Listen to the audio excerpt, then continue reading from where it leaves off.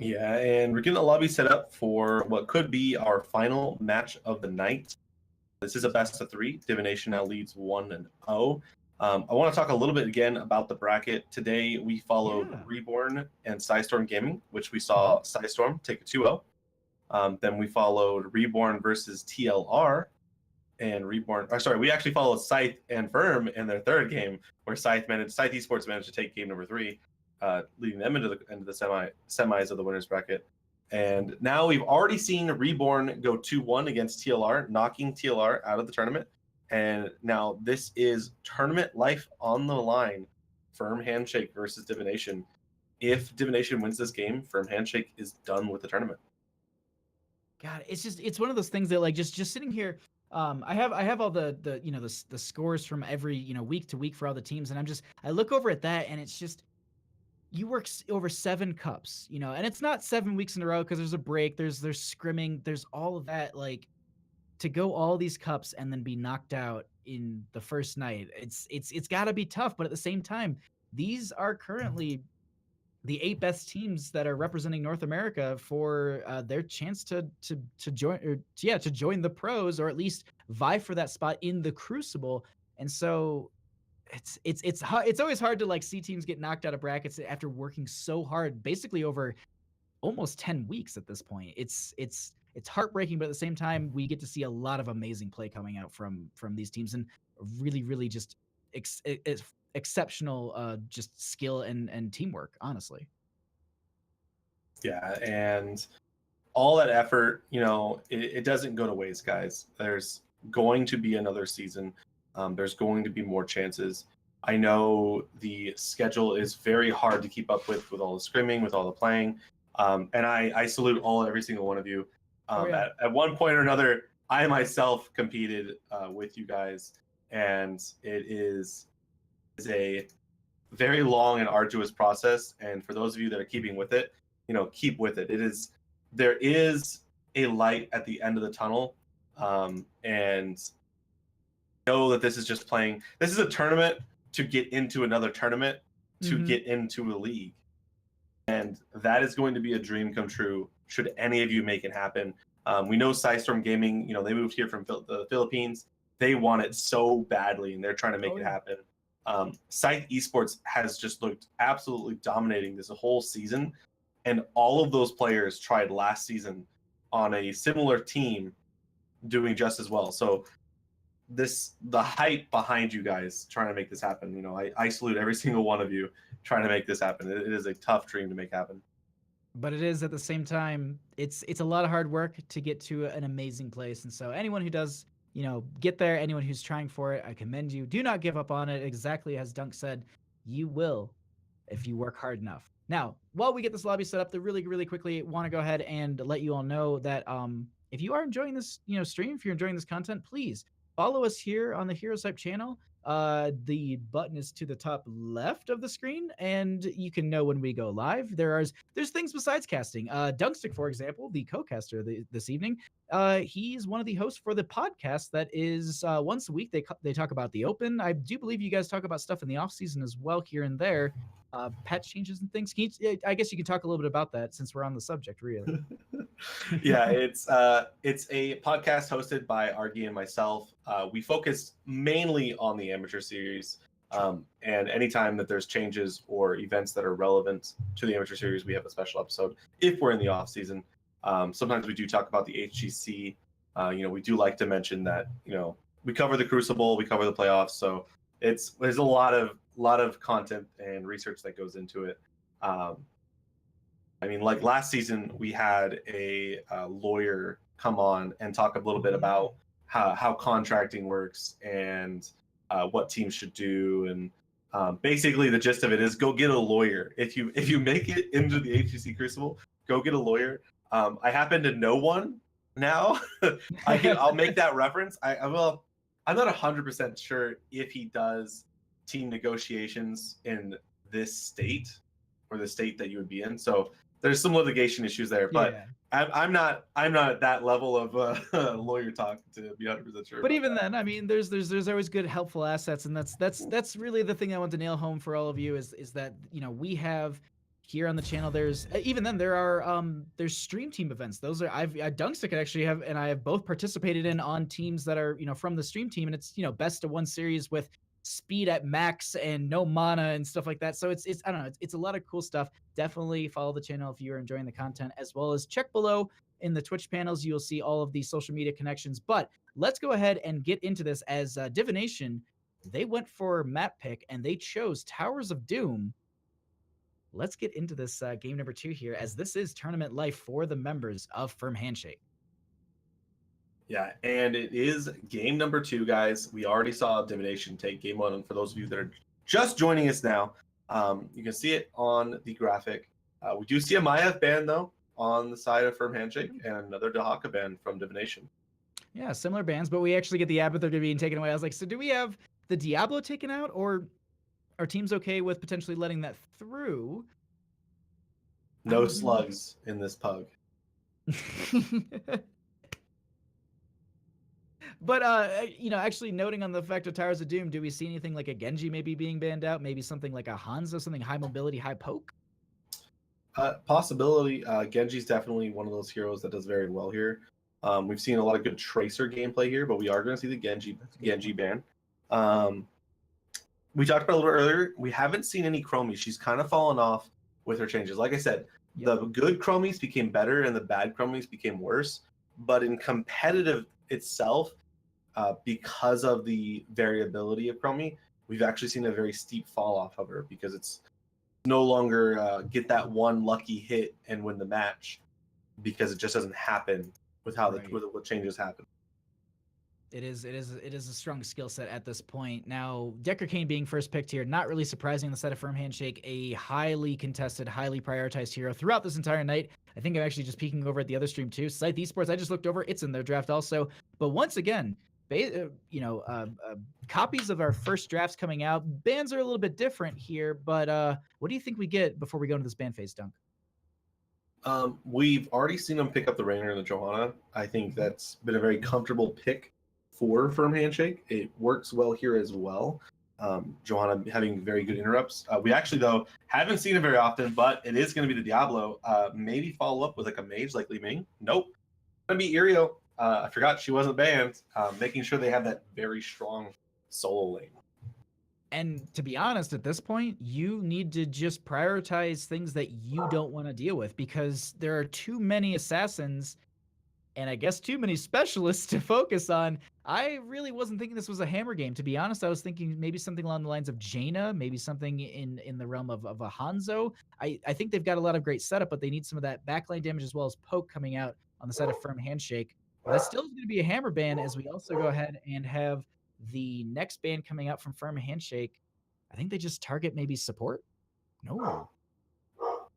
There's no way this is a chill. Maltheo? There's no way this is. I mean, but I don't know. There's no way.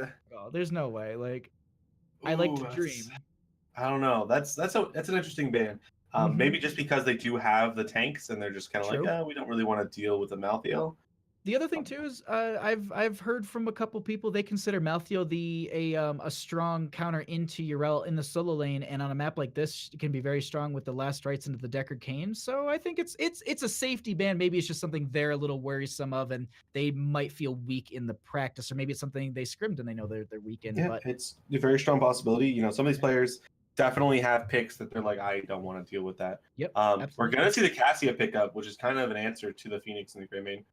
Her passive actually makes her take 50% reduced damage to auto attacks while she's moving.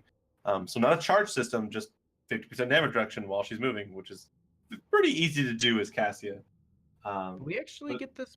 Yeah, we actually have the Greymane and the Malfurion being picked up on the side of Divination. That's some strong dive coming out from them. They're gonna need something to go into that Yrel, unless they're gonna Greymane into Yrel at this point. Oh my god! There it is. The Win Vikings. I love it. I think this is a great pick. I think Towers of Doom is the map for them. I mean, we saw it in Cursed Hollow earlier, and it was really, really strong. But I love a good Vikings game. I'm so excited about this. Dunk, any thoughts about this match? While I just kind of, be super excited. We saw it earlier and how well it works. This is a very large map, and If you've ever played on this map, you know that control of the bottom lane is extremely important. And when you have the Lost Vikings available to yourself, kind of in the same way if you had an Abathur, he lets you push that lane without sacrificing any of the soak in the other two lanes. So look to see them make a lot of plays in that bottom lane. It'll be a really big deal to their composition.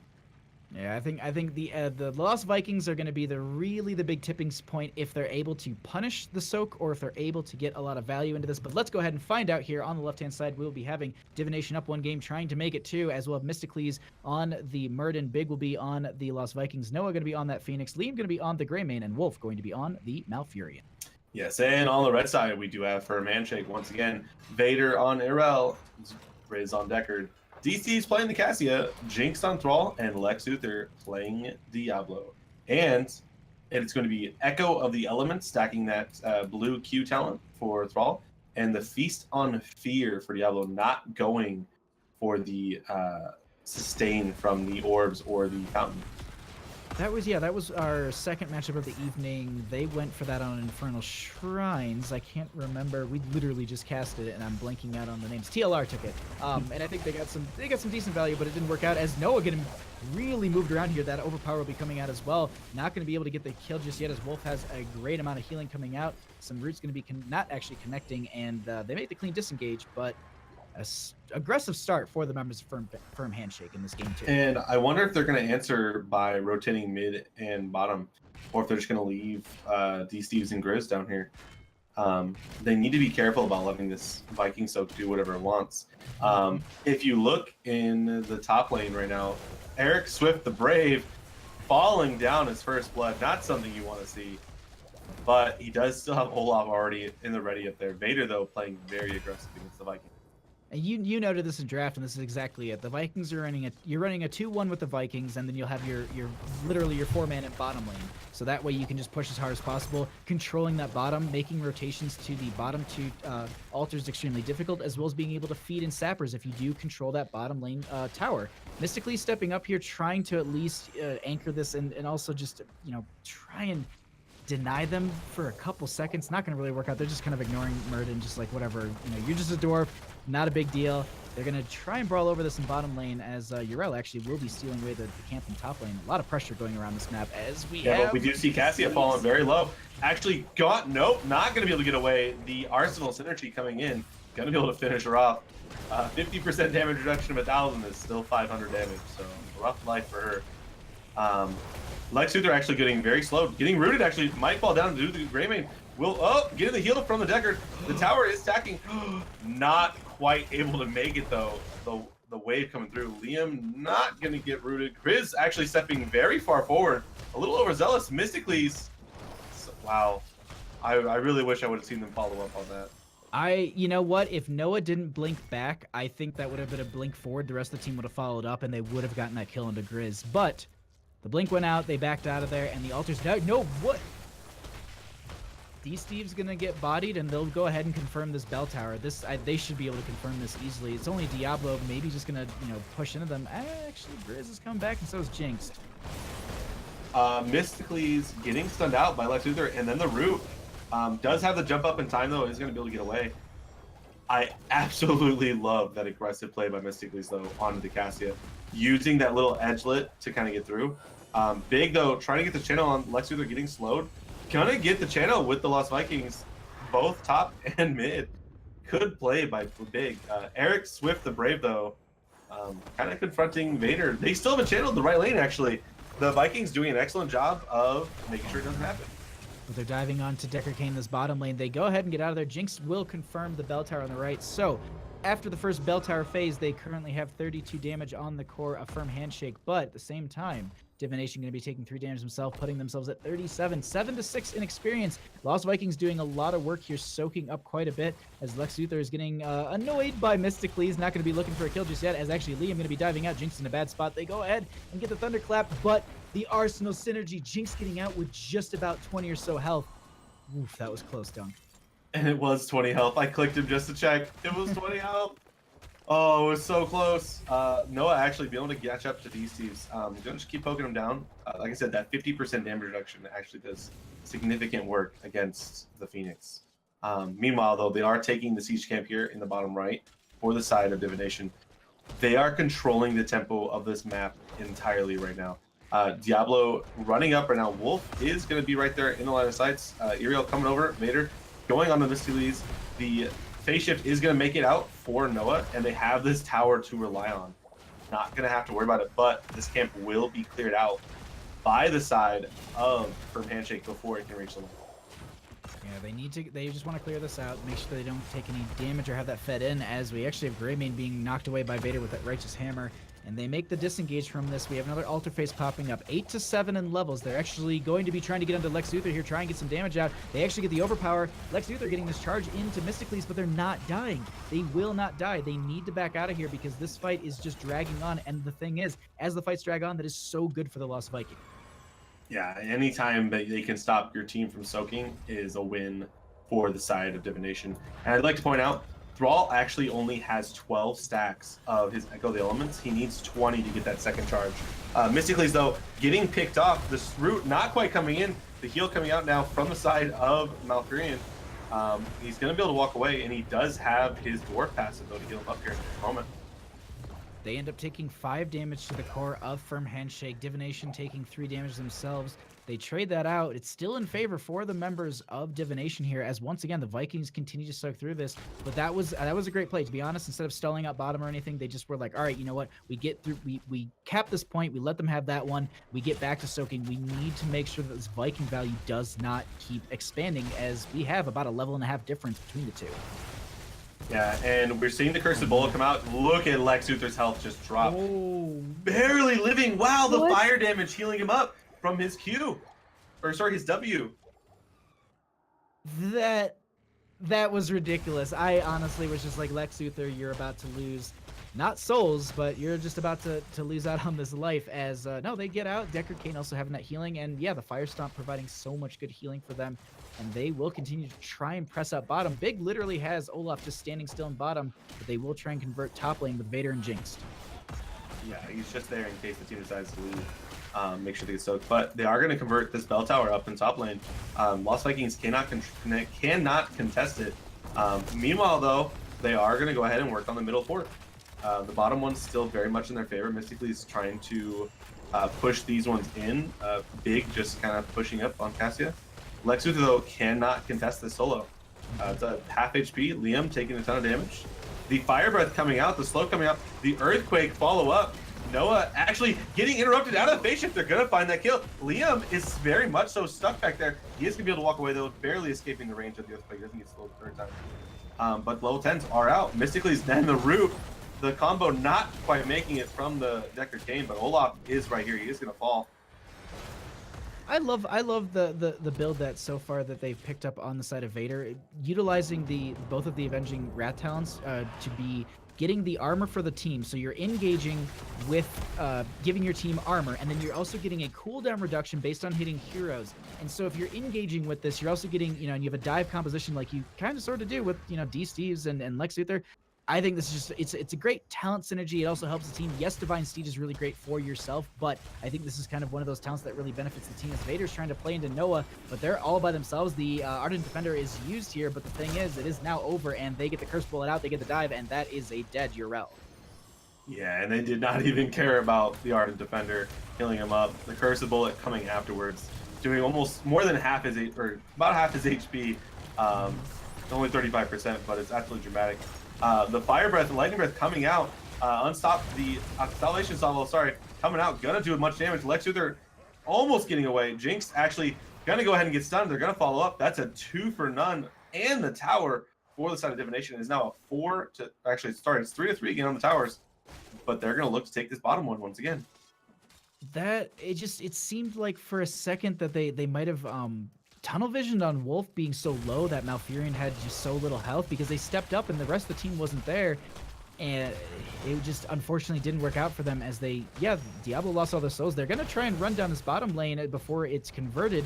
They get the Stormbolt out, and they just will stop for a chase for a second, as this is going to be the root coming out, not connecting onto anyone. They start to dive back in. Liam getting a lot of damage, going to get knocked back by that Righteous Hammer. Ball Lightning is coming out on a couple members. Liam is going to be healed up by the Tranquility. They're looking for more here as Phoenix blinks out. They make a clean disengage, and it's 13-12. They also get the mid lane bell tower back in favor of Firm Handshake. But look at the Vikings setup already. Is Vader going to make it? Big almost has that channel done. He doesn't have any way to get traction. That's going to be a double channel. Only 3 towers, but still, that's all the points going for the favor of Divination. And they're going to pick a fight up here. Everyone's slow. Jinx trying to run away with that Earthquake. The Lightning Breath going to help just to disengage. Nothing going. Just fine, yeah. These fights are going so poorly for the side of Firm Handshake. You know what? I was just talking about, I was like, yeah, Vader's talents are so great. Who needs Divine Steed? If you had Divine Steed there, it would have been. So I'm going to eat my own words, as of course, the moment I compliment a talent, it's just like, no, Bahamut, you're dumb. I will say he did actually protect Lex Luthor in that last fight, and the 35 armor probably saved his life. Absolutely true. Here we see the engage. Mysticles going in. Actually, the Greymane getting almost caught. The Lornado hitting Mysticles. He's falling very low. Not able to get away, and gonna go ahead and fall to that. That is a 1 for none in the favor of Firm Handshake. That is what they need. They are 2 levels down. Yep. They need these kills. They have the underdog advantage, so they're getting bonus XP. This is a smart play, going and taking the aggressive side here. The other thing too, Lex Luthor getting a lot of value from that level 1 Feast on Fear, getting that Shadow Charge healing, and that's huge for them, just to make sure that they get that extra healing and stay engaged in these fights. As it looks like the team will rotate out, they'll go ahead and grab the sappers on the right-hand side. These 3 are going to be fed in at this time. Not going to be getting a ton of conversion damage, but this is a triple altar phase with the Merton coming back in 5 seconds. Everyone is up and available, but this is kind of where we'll see how this works out. 16-13. It's, can they play themselves across this map well on the side of Firm Handshake, or will the Vikings be too much? And unfortunately for them right now, they don't have this bottom bell tower, so they cannot contest the bottom one. We see Olaf shuggling his weight around down towards the bottom lane. They're going to try and push up, but it's 13-16 on the talent tiers. Divination has a 3-point lead with that lead. Big going ahead and get that cast, though. Actually, the interrupt comes out. Here comes the Purification Salvo. Everyone has low HP. Diablo falling low. Gonna go ahead and fall down. Actually, almost gets the stun. Doesn't quite get it. Jinx is gonna, or sorry, the Cassia gonna fall down. Noah following onto Grizz, trying to get away. Vader has the knockback. He's gonna walk away. But all 3 turn-ins going in the favor of Divination. And now they're gonna go ahead and boss. I don't know if this is game ending, but I think it puts them at 2 points. Yeah. So if they get the boss, which they will, they'll put them at 2 points to the side of Firm Handshake. Now, that doesn't mean this game is over whatsoever. They're going to be able to convert bottom bell tower in their favor on the side of Firm Handshake. And I've seen, I'm sure you've seen it too, Duncan. You've probably been in these games just as much as I have. This is where games can literally flip, and you can still win this out. I've seen 30-2 games go 1-1, or it gets really close. We'll see if they're able to make that clutch change, but the big thing they need to achieve first, 16s, or at least win out on a fight, as Mysticles will be separated from the team. And they get this root. It is going to lock down a couple members. The Lornado is going to be separating one. The Eric will be falling in this top lane. Not the biggest experience thing, but Mysticles is actually going to be running through this area. That's a bad situation as they go ahead and get a pick onto Murden. It's a great play in favor of Firm Handshake. Yeah, and it's exactly what they need if they want to start converting towers into their own shots.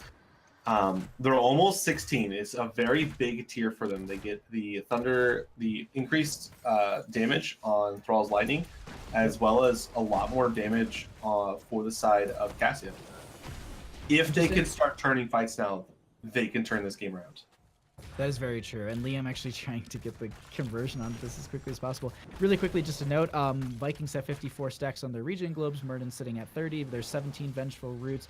Diablo has 84 stacks, and Thrall has finished his Crash Lightning is Echo the Elements, as Liam is getting caught out here. The slow and the root will be not connecting as they have the roll to disengage, as Lex Luthor is looking for the chase on this, but they also get the Tranquility out. Lex Luthor, though, in a bad spot. Gonna need some healing. Maybe they can turn this around in their favor. Yeah, Mata being channeled right now through the Diablo. The Siege Camp, though, is starting to push down this middle. Mystically is trying to get on the Grizz in the backline. D-Steve's actually in the backline kind of. Lex Luthor, unfortunately, caught out. Does not have it. Actually, the Lightning Breath coming out. gonna go ahead and go unstoppable. Liam taking a ton of damage.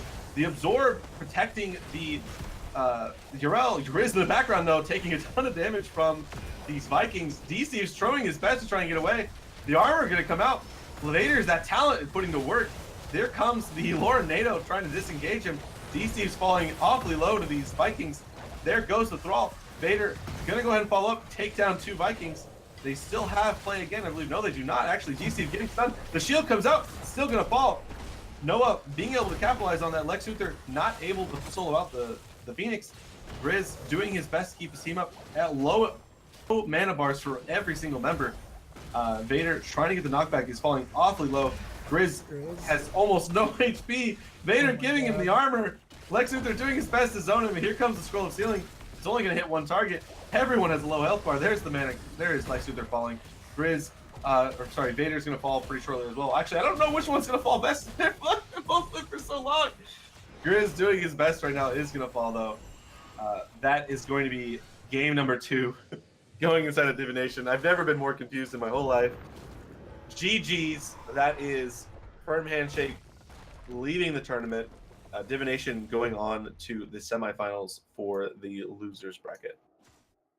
GG's indeed. I gotta say, they played an amazing game on the side of Divination. That was honestly just phenomenal play from them. They had great coordination with the Lost Vikings. They had great coordination in the first game. The kill potential between the 2 teams was so high, but the only thing is they could just never get onto Wolf. Wolf had phenomenal healing, 68,600 healing throughout that entire game, and just always having, being in the right spot to just provide the right support for the team. Realistically, only losing a couple members here and there is a 14-5 game in deaths and kills. Dunkstik, these 3 matches we've had tonight were out of this world, and this has been so much fun to cast together. Yeah, no, it has been absolutely insane. This losers bracket going totally different way than I would have expected. We're seeing Divination down here, Reborn down here. The upsets from based on the numbers of the teams, not what it is within what I expected, but not with what the numbers said. That last team fight though was so insane. The armor from Vader, the healing from Grizz, it's just I did not know what was going to happen. It was anyone's game. But like some really well played games, and honestly surprising to see 2 Vikings. Maybe they're making a comeback, but don't call it a comeback. Oh, please. Maybe then if there's more resurgence on Lost Vikings, we'll have more of a reason to have more Blizz Classic heroes in the game. Just something. But no, this has been an absolute blast. And so at this time, we're going to be kind of wrapping up our stream. This portion of the stream tonight is going to be concluding here in just a second. But really quickly before we go, Dunk, where can people find you? What are you up to? Give us your spiel. So they can actually find me here quite often. We do the podcast here on the HeroesHype channel pretty much every Wednesday. I believe we're moving it to Friday this week because of the playoffs, so it'll be a little later than normal. And you can always find me on Twitter at Dunkstik. You can see it below. As well as here on Twitch, same thing, twitch.tv/Dunkstik. I'm actually currently on hiatus from streaming while I work on my setup. It's pretty much already there. I'm thinking either next week or the week after, we're going to go ahead and see more Dunk streams. So be on the lookout. And be on the lookout for us tomorrow night, too, as me and Bahamut resume our roles, I believe, for 2 more series tomorrow. Just one, actually. Just one, okay. Before the main stream books it up. But yeah. Yeah, it's honestly these matches have been an absolute blast. But yeah, you can find me at Bahamut Gaming pretty much everywhere: Twitter, Twitch, YouTube, all those great places. Really quickly, just one more time, just want to go ahead and plug this channel. Make sure you do follow it, because as Dunkstik said, we will be back tomorrow night with another matchup. It's going to be another best of 3. We will either be casting Divination versus Freeboards, or Reborn versus whoever's the loser of Scythe Esports versus Necro Dancers, which is currently happening right now. Yeah, follow this channel. You can know when we go live. There's all the social media links below us. Please go ahead and check those out. Follow and to find out more information. There's a Patreon if you do want to support the community. It is very much appreciated. But that is going to be closing it out for Dunkstik and I. This has been an absolute blast. We're going to host over the main channel so you can find out who is going to be falling into the lower bracket and who will be continuing into the upper bracket. I am Bahamut with Dunkstik here on the HeroesHype channel. This has been the Open Division playoffs. Thank you so much for watching, and we will see you tomorrow night.